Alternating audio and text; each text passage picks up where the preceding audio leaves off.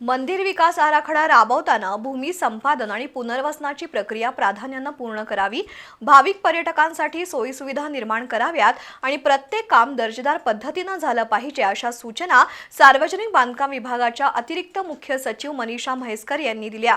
जिल्हाधिकारी कार्यालयात म्हैसकर यांनी आज आढावा बैठक घेतली।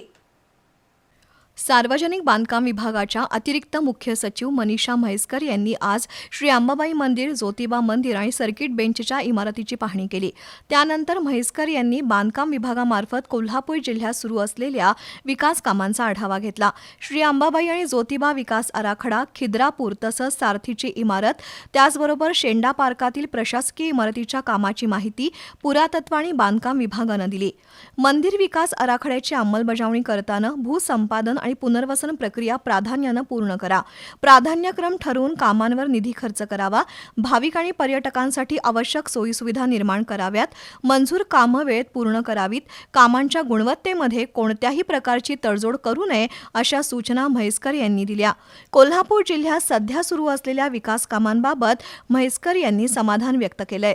यावेळी जिल्हाधिकारी अमोल एडगे, महापालिका आयुक्त के मंजुलक्ष्मी, मुख्य कार्यकारी अधिकारी कार्तिकेयन एस, निवासी उपजिल्हाधिकारी गजानन गुरव, अधीक्षक अभियंता तुषार बुरुड, कार्यकारी अभियंता रोहित तोनले, पुरातत्व विभागाचे विलास वहाने उपस्थित होते।